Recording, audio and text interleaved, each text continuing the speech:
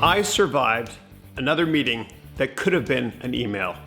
I love this cup. It's awesome. So today what we're going to talk about is running to your fears and learning how to get rid of feeling nervous when you're about to give a big presentation.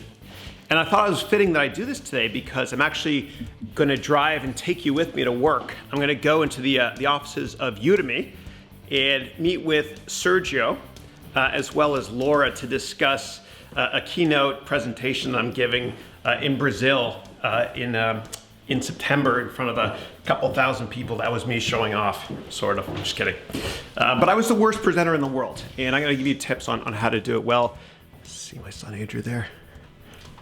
Oh, he's playing Fortnite, enjoying his last couple days of summer vacation. All right, so as always, I'm going to keep this real, and I'm going to talk to you about how going to jail may be a much better public speaker. It's not what you think, but I'll explain what that means in a minute or so. When I was younger, I was so scared of public speaking. I would have rather almost died than give a presentation. Sorry, I'm not. I'm just looking down at the navigation here. So I would rather have died or had a terminal illness rather than presenting. And I know that sounds crazy, but I was so nervous. I remember when I was younger, and I was in high school. I'm gonna turn off that Siri voice. Hold on. There was this thing where we had to all give a presentation, and in front of the entire graduating class, we all had to do it. It's tradition. And there's about 60 people in my class in Oakville, Ontario, Canada. And I found a way to get out of it. Stupid. And I used to do that too. I remember even when I was in university, when I was at Columbia in my 20s, I remember I would ask more questions than anybody because I was so scared that I would get put on the spot to actually get up and speak. So I thought if I asked more questions, the teachers will never cold call me. And so that worked out for a while. And then I got to a point where I found that I was missing a lot of opportunities and probably would have been promoted much faster in other companies if I embraced public speaking. And I had enough. I couldn't take it anymore. And so I went to jail. That's right, I went to jail. Here's what happened. I thought to myself, how can I conquer my fear while helping people out to the best I can? And so what I did was through a charitable organization, I started volunteering to go and speak in prisons. And it was so scary for me, but I ended up actually conquering my fear that way. And what happened was, and I've actually learned to love public speaking, is I was thrown in front of everybody to give a speech, and I didn't know that was really going to happen. But I went through my church, and it's not a religious thing, but the priest didn't show up one Sunday at this jail, and the jail's in Redwood City here. And so what happened was the warden saw me, and the warden said, Chris Heroin. That's how you pronounce my last name. He said it's time for you to get up and talk in front of the inmates. And I was terrified because the priest didn't show up, so I had to do it. And so I'll never forget. All right, hold on one second. I'm going to mute this Siri person, and then I'll continue. Okay, good. Siri. All right, I put in the Australian voice for Siri. It's much better. I like it better.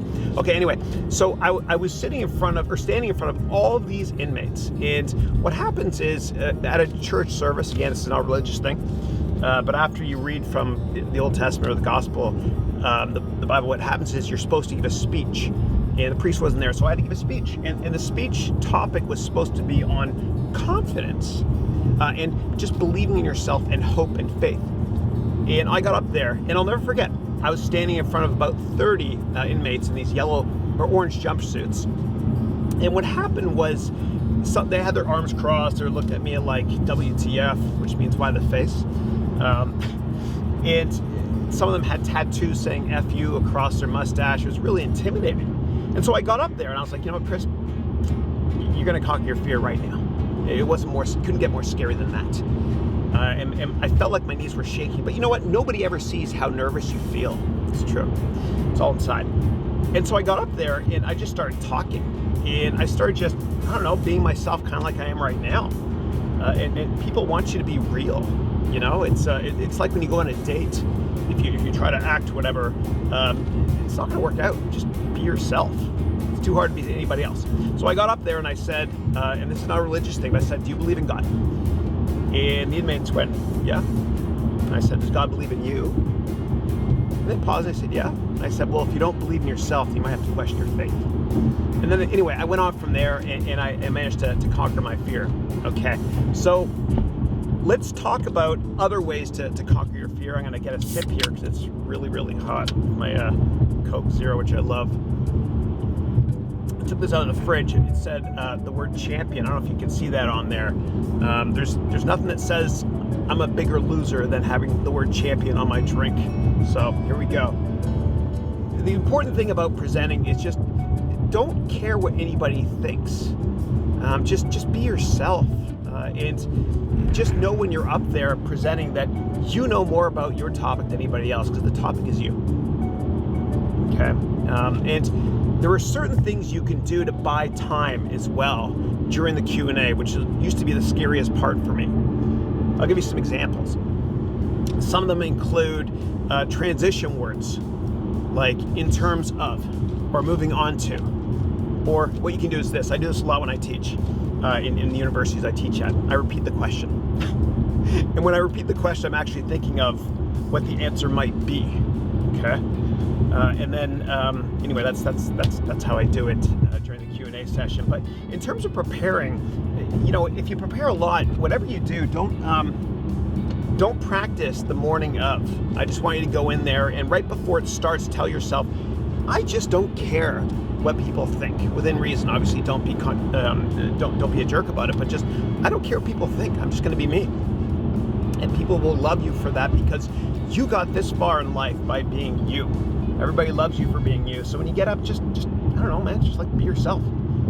Now, in terms of slides to show, never have more than 3 bullet points on a slide because we can't absorb that much information.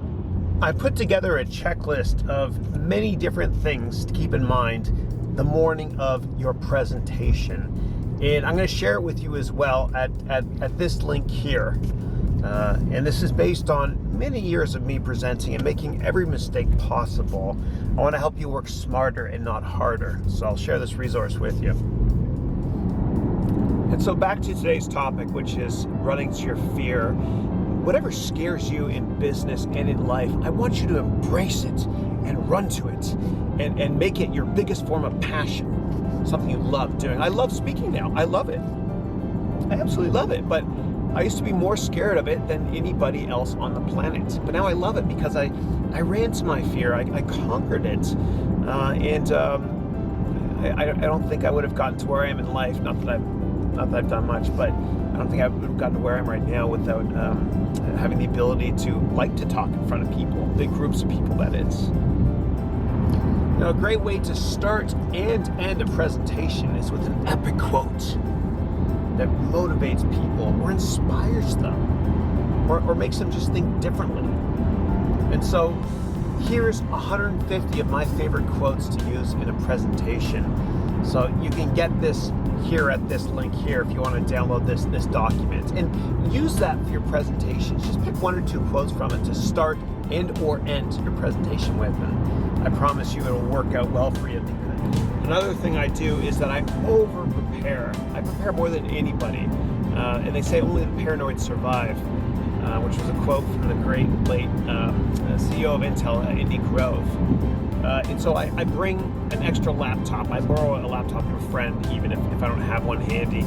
And I bring the presentation slides on my laptop as well as on a USB stick, just in case. I always have backups, just in case. In terms of slides, there's a great website, which is slideshare.net. I think LinkedIn owns it now. and you can go there and get sample slides or sample slide decks and try to find ones, like I mentioned, that have 3 bullet points or less, or lots of images as well. Less is always more. It's kind of like that coffee cup this morning where I showed you. This is another meeting that could have been an email, as I talk a lot.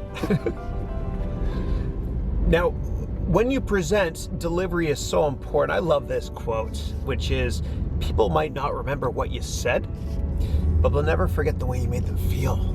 I love that. I love that. And you know what I'll do, actually? I'm not going to make this a political vlog, whatever, but at the end of today's vlog, I'm actually going to include a video on Obama's, one of his earlier speeches in 2004 at the DNC. And if he didn't give the speech that I'll show you, I don't think he would have become president, or some people say that. But just when you watch it, watch how he uses his hands, how he looks around a lot, and how he changes the tone of his voice. And if you want, you can fast forward right now to that point in this vlog to watch that. And other things that you should do when you're speaking is, when you say something that's incredibly prophetic or important or impactful, I want you to pause. All right, that pause was a little too long, but you get the idea. Pause for impact. And also pause in between talking about different topics within a presentation. And I love to walk around a lot. I mean, for those that have seen my TEDx talk, I love walking around a lot on the stage. You know, they say that motion creates emotion. And it's I guess it's controversial. Some people say you should stay still, but everybody does that. Screw that, man. I love walking around and just being myself. And I find that my delivery is so much better when I'm moving around instead of just staying still and being boring. It's killing me I can't move around in this car. I always bring this with me. It's by L'Oreal. It's called Men Expert. It's got caffeine in it, and before I go into meetings, if I didn't get much sleep the night before, which I didn't last night, it kind of gets rid of the bags under your eyes. Yeah, it's fine. Yeah. And I also bring an extra razor, because sometimes I forget to shave certain parts of my face before meetings.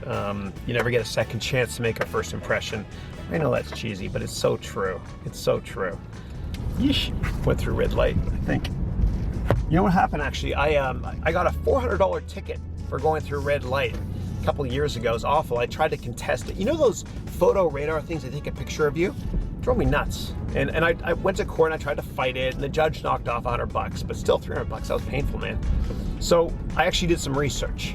This is awful. I might get into trouble for saying this, but the way it works here in the Bay Area, in California at least, and every region is different, is when you get a ticket for going through red light, they don't get your license plate and give you a ticket. They get your face, and they match your face to your driver's license, and that's how they give you a ticket.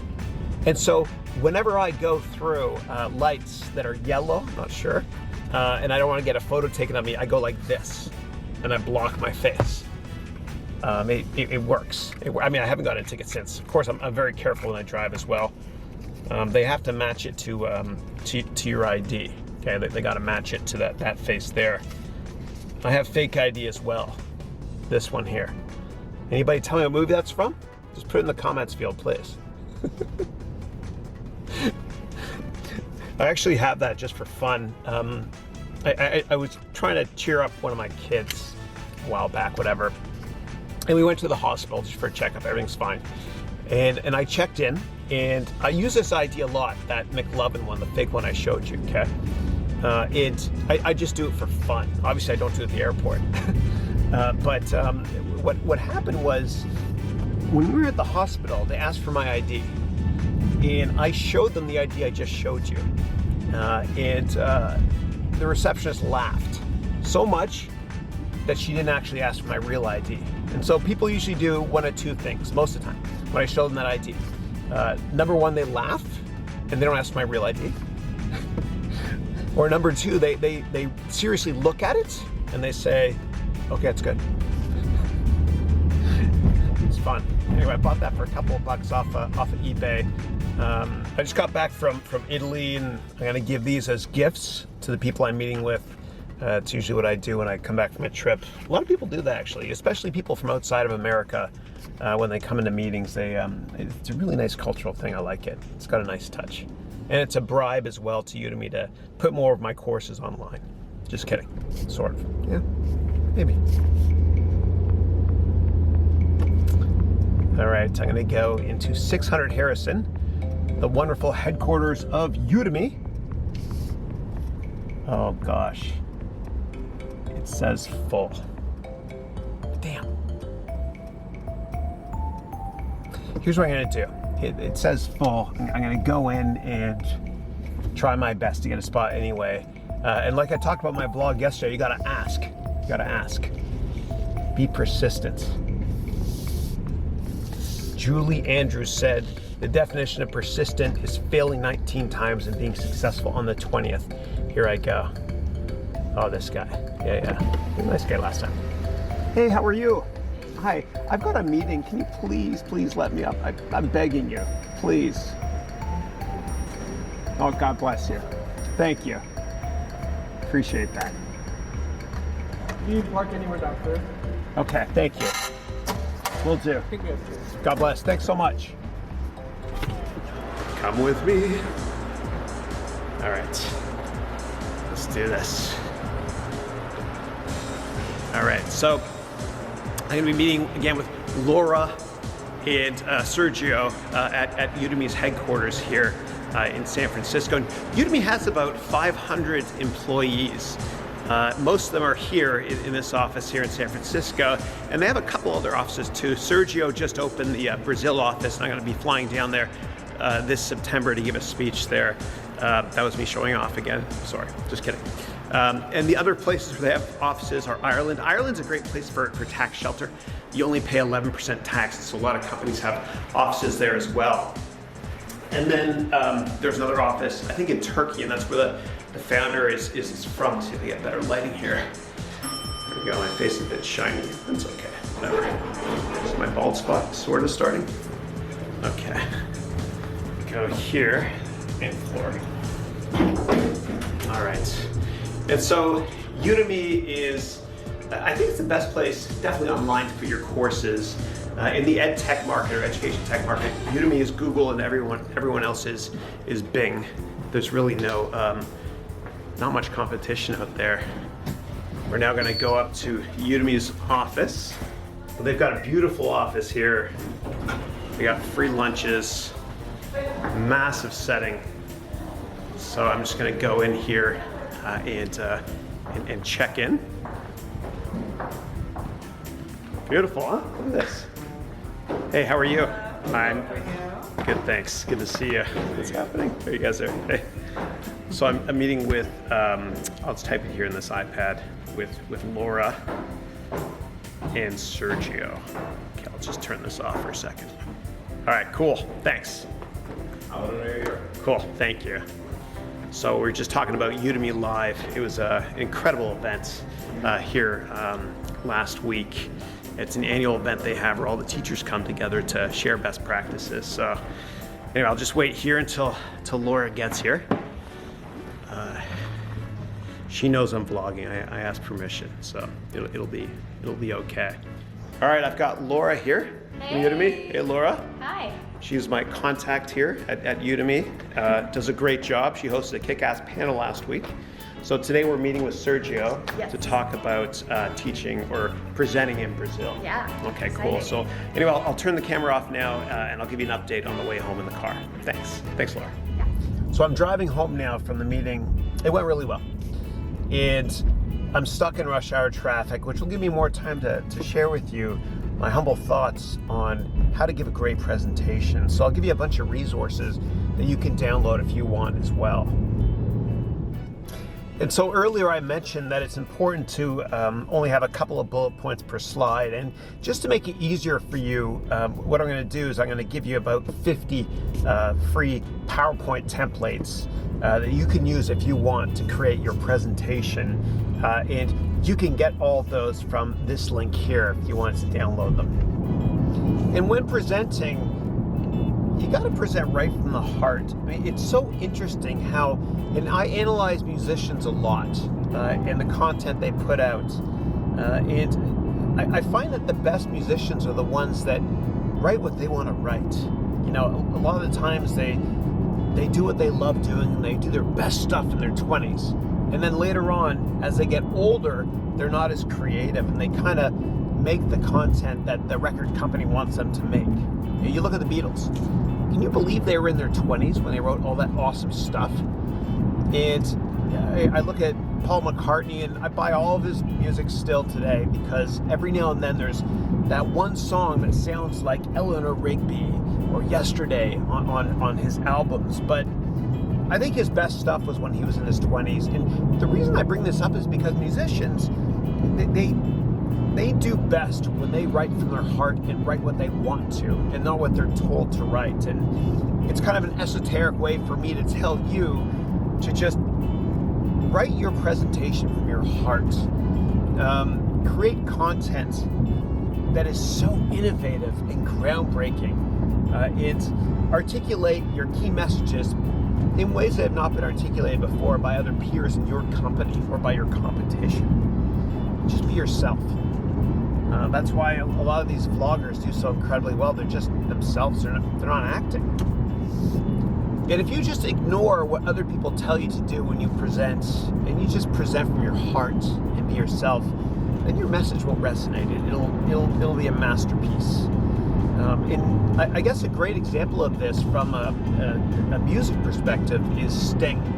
I've loved his music for years. I loved it when he was with the Police. He wrote a lot of great tunes then. But I think his best album to date was in the late 80s with an album he wrote called Nothing Like the Sun. And the record producer that worked with him was furious at the time because there was nothing commercial. At least the record producer thought there's nothing commercial on that album. And poor Sting, because at that time, a lot of people don't know this, but his mom was she just passed away. It was really tough for him. And so his whole album basically was dedicated to his mom. You know, Nothing Like the Sun, S-O-N or S-U-N. Blood on the Lazarus Heart was another song he had. There's a picture of the Virgin Mary on the back of the album here. Fragile, The Secret Marriage Vow. All these songs had subliminal concepts or thoughts about his mother. And he wrote that album from his heart. I love that song, Fragile, or that song, They Dance Alone, which had a lot of political meanings to it, with women dancing with their visible sons in a war. I won't go into the politics of that song in too much more detail, but the bottom line is that Sting wrote that album from his heart, and it did really well because of that. And I love analyzing other forms of media and tying it into how to present well, because if you present from the heart, and even if you go off script and talk about your life stories, I think it resonates well with people, because when you're up there on the stage, people just want to see you for who you are. And that's why reality TV is so successful. It's because of that. That's why vlogging is so successful. The best vloggers are just themselves. It's a beautiful thing. A great way to get feedback on the content of your presentation before you put your slides together is to write an article and post it on LinkedIn and see what the reception is. Do you get a lot of likes, a lot of positive comments, that sort of thing? And I actually did that before I gave my my TEDx talk. The topic of my TEDx talk was how education can fix every problem in the world. Actually, how technology, education, and acceptance can fix every problem in the world, TEAT. And what I did was I wrote an article in LinkedIn first on this topic, just to see what the reception was. And I got some comments and feedback from friends. And that's the topic I ended up using for my TEDx speech. And just like how with my, I have a couple 100,000 Udemy students, and before I usually send a mass message to them through an educational announcement, I'll send the article to LinkedIn first to see what the reception is like. And if the reception is great, then I will send that to my customers, my students. If the reception is not great, then I don't end up sending that to my students. So that's a great way you can test out your content initially, is to write an article in LinkedIn. And if you want tips on how to write a great article in LinkedIn, please see this video link here where I talk about exactly how to write like a journalist. And I used to have my own column in Inc. magazine, and I learned kind of the right way and the wrong way to write. So anyway, it's another resource for you to use as well. So I guess that wraps up today. I hope you enjoyed this second vlog. Please leave comments, let me know what you think about this vlog. Click like if you want to, and click subscribe if you want to as well. And in the comments field, just please leave me topics that you want me to talk about from a business and career and personal development perspective. Leave topics that you want me to talk about in future vlogs. And I'm going to end this vlog with this video from Obama on, it's not a political thing, whatever, but it's just on how to present. And I think his biggest strength, or one of his biggest strengths, was his ability to communicate with large groups of people. Thanks. My parents shared not only an improbable love, they shared an abiding faith in the possibilities of this nation. I stand here knowing that my story is part of the larger American story, that I owe a debt to all of those who came before me, and that in no other country on earth is my story even possible. Going into this speech, we've had 4 years of George Bush, and we felt as a country like we've grown further apart.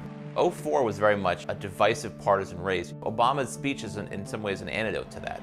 Alongside our famous individualism, there's another ingredient in the American saga, a belief that we're all connected as one people.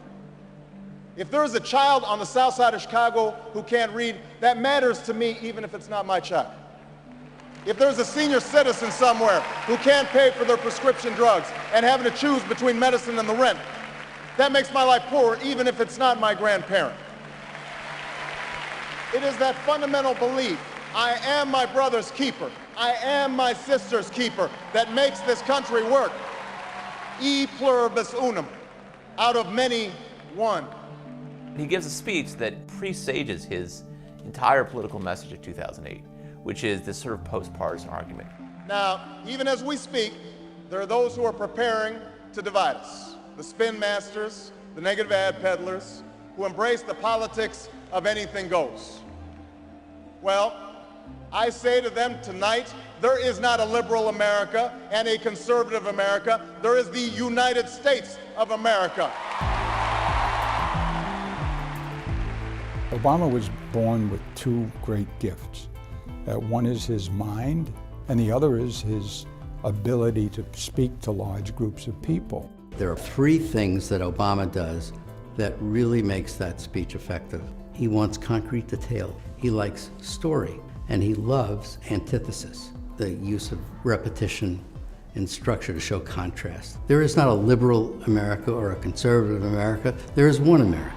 There is not a black America and a white America and Latino America and Asian America. There's the United States of America. The pundits like to slice and dice our country into red states and blue states, but I've got news for them too. We worship an awesome God in the blue states, and we don't like federal agents poking around in our libraries in the red states. We coach Little League in the blue states, and yes, we've got some gay friends in the red states. We are one people, all of us pledging allegiance to the Stars and Stripes, all of us defending the United States of America.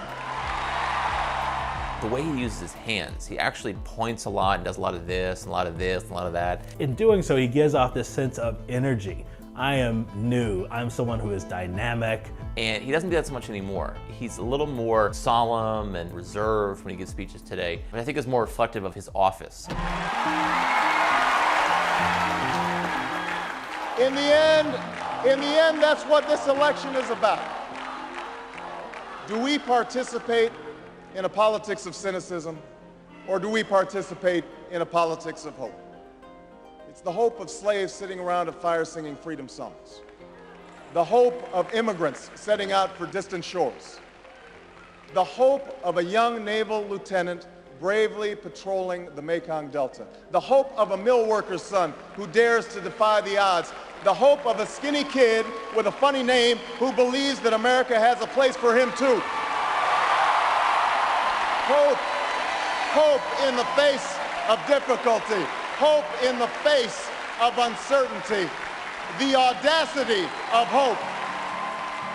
His appearance at that convention, which was the best speech of the convention, better than John Kerry's, was electrifying, and without it, he wouldn't be president. I think sincerity means a lot. There are people who, when they speak the truth as they see it, and they're very effective doing that. I believe this country will reclaim its promise, and out of this long political darkness, a brighter day will come. Thank you very much, everybody. God bless you.